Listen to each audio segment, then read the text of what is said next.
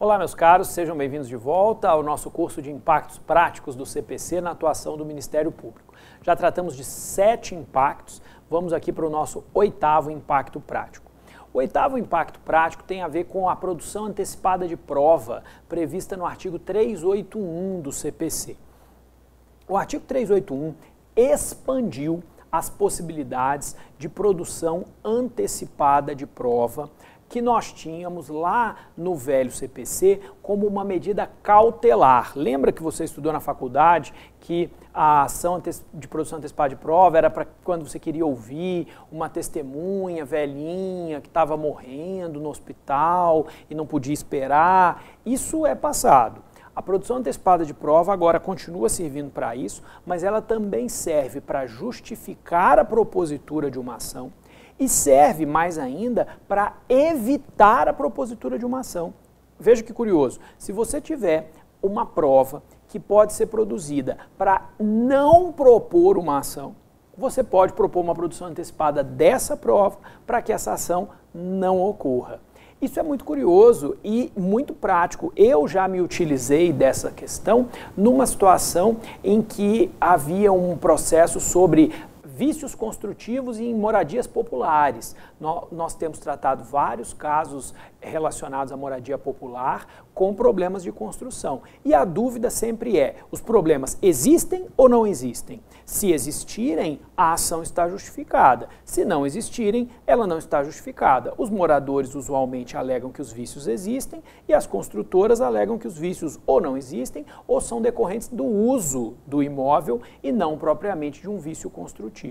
O que eu tenho feito então? Em vez de propor a ação civil pública desde já pedindo a responsabilização por algo que a gente tem dúvida se existe ou não, eu tenho feito a propositura de ações de produção antecipada de prova, para que o juiz primeiro produza a prova já em contraditório, o que significa que essa prova não vai ter que ser repetida depois no âmbito do processo civil, e se a prova for favorável à nossa pretensão, você já tem a prova produzida para uma ação civil pública, ou, melhor ainda, você já tem a prova produzida para tentar fazer um acordo com o réu, uma vez que, muito provavelmente, se aquela prova já foi produzida em juízo, ele não terá interesse em enfrentar uma ação civil pública da qual ele sabe que decorrerá um resultado negativo. Quer ir além disso? Dá para fazer mais do que isso? Sim, dá para fazer mais do que isso. Nós poderíamos pensar na possibilidade de usar o inquérito civil como produção antecipada de prova. O inquérito civil como se ele fosse um instituto do discovery no direito americano. No direito norte-americano, você provavelmente já ouviu dizer isso, 97% das ações acabam em acordo. Quer dizer, quando você entra com uma ação, o mais provável é que ocorra uma solução consensual. E as pessoas se perguntam, mas por quê? Por que o juiz nunca julga? E o porquê é muito simples. É que as provas são produzidas por atuação das partes previamente à fase de julgamento que eles chamam de trial.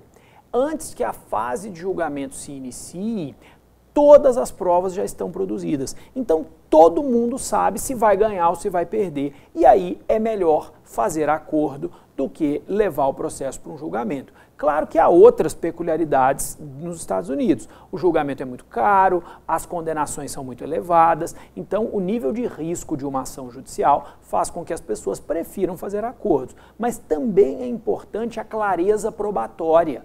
Quando as provas estão claras, o acordo é mais fácil. Como é que a gente pode fazer isso nos nossos inquéritos civis? Abrindo mais um inquérito para os investigados. Eu sou um defensor de que o inquérito civil precisa funcionar tal como se fosse um processo naquelas situações em que ele não é sigiloso.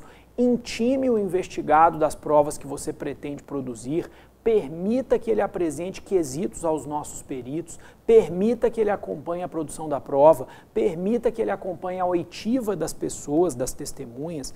Pode parecer que é trabalhoso, mas não é. Não é uma grande diferença prática e no futuro você poderá dar a essa prova um valor muito maior do que se ela tivesse sido produzida unilateralmente. Faz muito mais sentido conduzir um inquérito civil quase que em contraditório ou mesmo em contraditório do que produzi-lo unilateralmente em situações em que ele não é sigiloso e que você terá que depois correr o risco de que aquele investigado peça para reproduzir todas aquelas provas em juízo, atrasando a sua ação civil pública. Abra o inquérito civil, permita que o inquérito civil seja um elemento de produção de prova em contraditório, porque depois o réu vai ter poucos argumentos para pedir que aquelas mesmas pessoas que já foram ouvidas, para as quais ele já teve oportunidade de fazer perguntas, sejam ouvidas de novo em juízo. Eu acho que esse horizonte é muito bom para que a gente possa trazer para o inquérito civil um valor probatório maior. E se no fim, se chegar um momento do inquérito civil e você tiver de fato dúvidas se aquela prova vai ou não vai ser aceita em juízo, propõe a produção antecipada de prova. Não deixa para discutir essa prova controversa depois, já no corpo da ação civil pública. Propõe a produção antecipada, produz a prova em juízo, porque você está facilitando a sua própria elaboração da petição inicial. Você evita de produzir uma petição inicial meio mal enjambrada, meio mal proposta, que depois vai te trazer dificuldade de você ter que mudar o pedido, que muita gente defende que pode, mas a gente sabe que na prática não é fácil, de você ter que tentar aditar aquela ação pelo meio do caminho, de você perder parte daquilo que você pediu. Produzir as provas antes da inicial é um excelente caminho. Considere essa prerrogativa.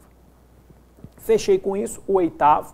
Vamos ao 9º impacto do CPC, a produção de prova como dever. Essa questão se relaciona à interpretação dos artigos 378 e 379 do CPC. O artigo 378 vai nos dizer que ninguém se exime de cooperar com o Poder Judiciário na produção de prova. O 379, a bem da verdade, vai dizer que é preservado o direito de produzir prova contra si mesmo. Há uma aparente antinomia entre esses dois dispositivos, porque veja, o 378 diz ninguém é obrigado, todo mundo é obrigado a cooperar com o judiciário. E o 379 parece dizer, salvo se for produzir prova contra si mesmo. Vira uma cooperação muito boa, né? Eu coopero quando é bom para mim e não coopero quando não é bom para mim. Há uma aparente antinomia entre esses dois dispositivos. Essa aparente antinomia foi resolvida pelo enunciado 31 das primeiras jornadas de processo civil do CJF. Foi um evento coordenado pelo Conselho da Justiça Federal, sob a atuação de ministros do STJ, com a presença de vários juristas. Esses enunciados não são vinculantes, são doutrinários, mas eles têm um peso muito grande por conta dessa legitimidade que atingiram.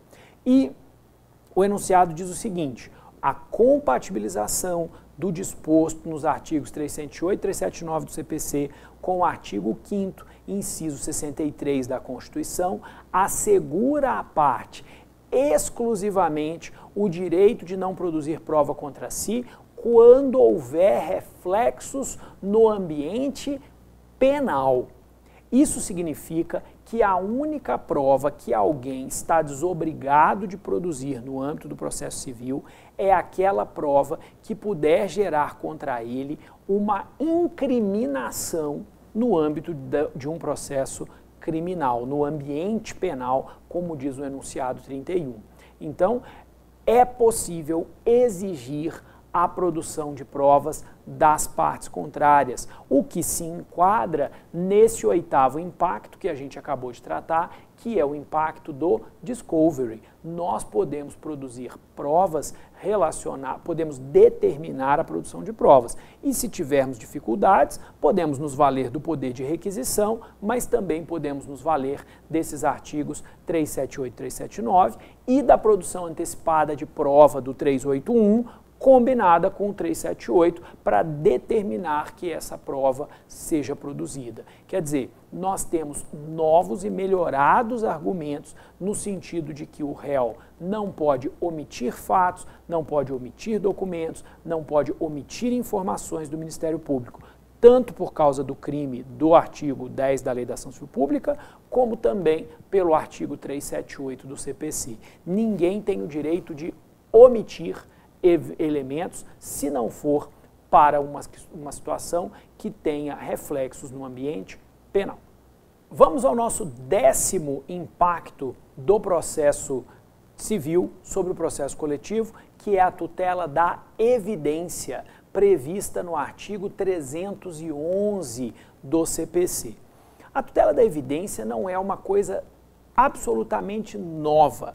Se você for pegar o artigo 273 do CPC de 73, com a sua redação de 1994, você vai ver que já era possível, em algumas situações, obter tutela provisória sem urgência. A questão do artigo 311 é que o artigo 311 expandiu as possibilidades de tutela provisória em situações nas quais não há urgência. E essas situações são situações que recorrentemente ocorrem no processo civil. Então, peçam tutela de evidência. A tutela de evidência tem um grande potencial para melhorar a efetividade do processo civil, porque ela permite que a gente obtenha elementos de tutela provisória, decisões provisórias que adiantem a satisfação da sociedade, independentemente de urgência. Eu quero chamar a atenção de vocês para um elemento de tutela de evidência em particular, que é o inciso 4 do artigo 311, que viabiliza a tutela de evidência quando a petição inicial for instruída com prova documental suficiente dos fatos constitutivos do direito do autor, a que o réu não opõe a prova capaz de gerar dúvida razoável. Então é bem simples. Toda vez que o autor apresentar provas documentais suficientes dos fatos constitutivos do seu direito e o réu, na contestação, disser eu vou provar que sou inocente por perícia, cabe tutela de evidência para adiantar o direito pleiteado pelo autor. O raciocínio é simples.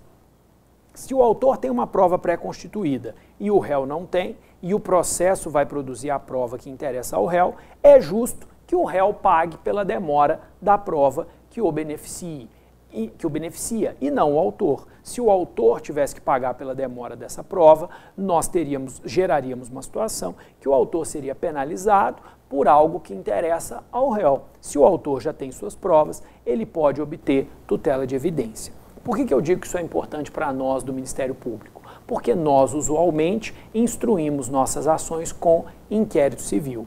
E embora o inquérito civil não seja exclusivamente composto de provas documentais, eventualmente ele também é composto de provas documentadas, a doutrina se inclina a incluir nesse inciso 4 também as provas documentadas. Isso significa que toda vez que o Ministério Público propõe uma ação, existe um horizonte de tutela de evidência, porque existe um horizonte de que nós possamos apresentar provas documentais, e aí incluídas as documentadas também, de acordo com o entendimento doutrinário, às quais o réu pode não ser capaz de opor prova capaz de gerar dúvida razoável. Então, sempre será cabível, na réplica, depois que o réu apresentar a contestação, o pedido de tutela de evidência. E também é possível que você peça tutela de urgência na petição inicial e, caso essa tutela de urgência seja indeferida, você peça tutela de evidência na réplica, alegando que o réu não foi capaz de apresentar prova capaz de gerar dúvida razoável e, portanto, cabe tutela de evidência. Nós ganhamos um horizonte muito grande pelo fato de que nós trabalhamos com provas documentais muito mais do que a maioria dos outros atores, exatamente em virtude de termos a prerrogativa de realização do inquérito civil. Realizando o inquérito civil, nosso acervo documental / documentado na petição inicial sempre é muito vasto. E é muito comum que nós recebamos contestações que são contestações órfãs, que não tem nenhum tipo de documento e o réu pretende provar tudo ao longo da fase probatória. Isso pode nos trazer uma ampliação do universo de obtenção da tutela provisória sem gerar tanto esforço para a comprovação de uma urgência que às vezes a gente tem dificuldade para comprovar, sobretudo porque muitas vezes a gente demora muito para fazer o inquérito civil, até conseguir demonstrar os fatos é difícil, e aí o juiz diz, como já disse a mim, que depois que o Ministério Público levou tanto tempo no inquérito civil, ele não pode pretender uma medida urgente. Ok, então vou pretender uma medida evidente. É isso aí. Um abraço, até o próximo bloco.